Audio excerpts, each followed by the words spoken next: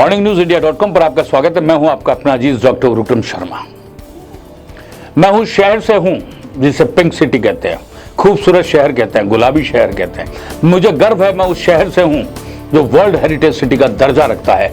मैं उस शहर से हूं जिसमें गुजरने पर मुझे लगता है कि हाँ, मैं वर्ल्ड के सबसे खूबसूरत शहर से गुजर रहा हूं। मुझे गर्व है इस बात का। मैं जब गुजरता हूं, मैं जब इस शहर में रहता हूं, बड़े गर्व से दुनिया को कहता हूं, हाँ, मैं जयपुर का वासी हूं, मैं जयपुर का बाशिंदा हूं। हवा महल भी मेरे यहाँ है तो एल्बर्ट हॉल भी मेरे यहाँ है, नाहरगढ़ का किला भी मेरे यहाँ है, जयगढ़ का किला भी मेरे यहाँ है। तोप भी मेरे यहाँ ऐसी है जो एक बार चली सबके हौसले पस्त कर दिए। सिटी पैलेस भी यहीं है, तो जल महल की बात करें तो यहीं है। आराध्य देव गोविंद देव जी भी यहीं है। कितना कुछ है, कितना कुछ है। जिधर देखो उधर खूबसूरती खूबसूरती है।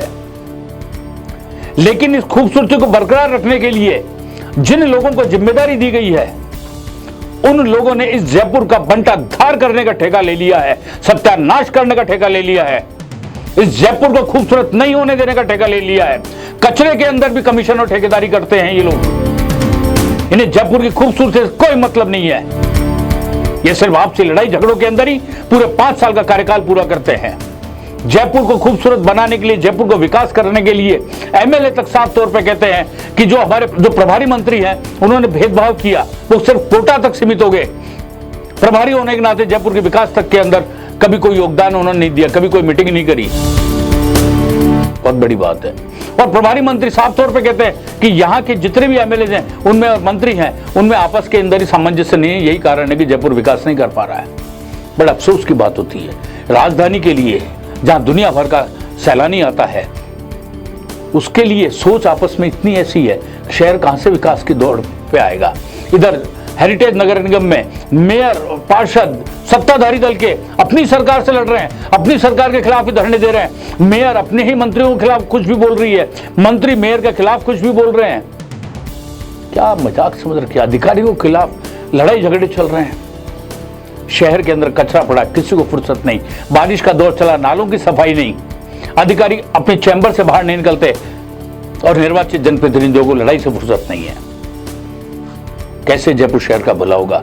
कैसे वर्ल्ड हेरिटेज सिटी का जो दर्जा मिला हुआ है वो बचेगा? भगवान बचाए। जयपुर की जनता आज सोच रही होगी कि हमने किन लोगों को वोट दे दिया जो इसके लिए डिजर्व नहीं करते थे, जिनको सिर्फ अपने स्वार्थ सोचते हैं, जिनको शहर की कुछ नहीं सोचती, शहर की वैभूति के बारे में नहीं सोचते, शहर की जो समृद्धि है, शहर का जो विकास है, शहर की जो क्लीननेस है, शहर की जो ग्रीननेस है, उसके बारे में कोई नहीं सोचते। मेरा अधिकार, मुझे कमेटी का चेयरमैन नहीं बनाया, कमेटी का गठन नहीं किया। अरे कमेटी का गठन, कमेटी का चेयरमैन होना दूसरी बात है, शहर का विकास होना सबसे बड़ी बात है। लेकिन इसके बारे में किसी ने नहीं सोचा। अब देखिए जयपुर ग्रेटर निगम, और जयपुर ग्रेटर निगम की तो हाल भी और खराब है, क्योंकि यहाँ की जो मेयर साहिब है सौम्या गुर्जर, वो पार्टी के कुछ कद्दावर नेताओं की जो अभी सीट पर, मौजूदा सीट पर बैठे हुए हैं, उनकी वर्चस्व है उन पर। और क्यों ना हो, जब आला कमान करौली से उठाकर जयपुर ले आते हैं और जयपुर आके चुनाव लड़ा लिया जाता है तो निश्चित रूप से वर्चस्व हो गई। और ये वर्चस्व क्यों है, ये किसी से नहीं छुपा हुआ। जब बात आएगी तो दूर तक जाएगी, ये तो तय है। और इस सौम्या गुर्जर जो मेयर है जयपुर ग्रेटर निगम की, उनका अपने ही पार्टी के डिप्टी मेयर से अब जोरदार लड़ाई झगड़ा चल रहा है। पुनीत कर्णावत डिप्टी मेयर बहुत पुराने पार्टी के कार्यकर्ता है, बहुत बड़े अनुभवी है, विद्यार्थी परिषद के समय से पार्टी के अंदर चल रहे हैं। कल ग्रेटर नगर निगम में जनरल बॉडी की मीटिंग हुई। जनरल बॉडी की मीटिंग के अंदर मेयर ने राजनीति का खेल कर दिया।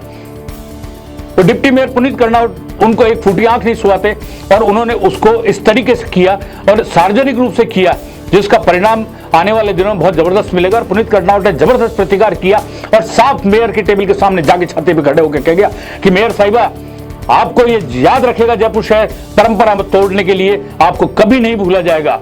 आप हमेशा इस बात के लिए दोषी ठहराए जाओगे।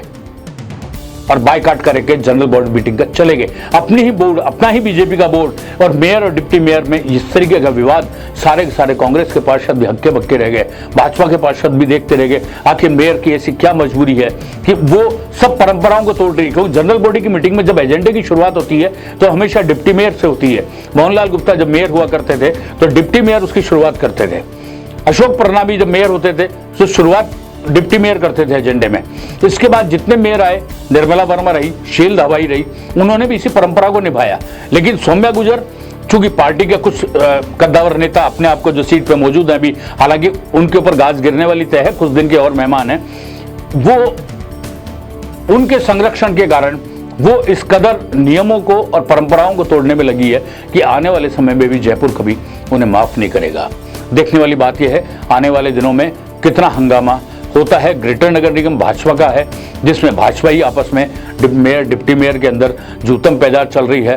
हेरिटेज नगर निगम में सत्ताधारी कांग्रेस का बोर्ड है, उसके अंदर सत्ताधारी दल के पार्षद और मेयर का अपनी सरकार के खिलाफ, अपने ही मंत्रियों के खिलाफ जबरदस्त विरोध चल रहा है। आने वाले दिनों में देखते हैं होता है क्या। आप बने रहिए हमारे साथ, हम यूं ही आपको अपडेट करते रहेंगे।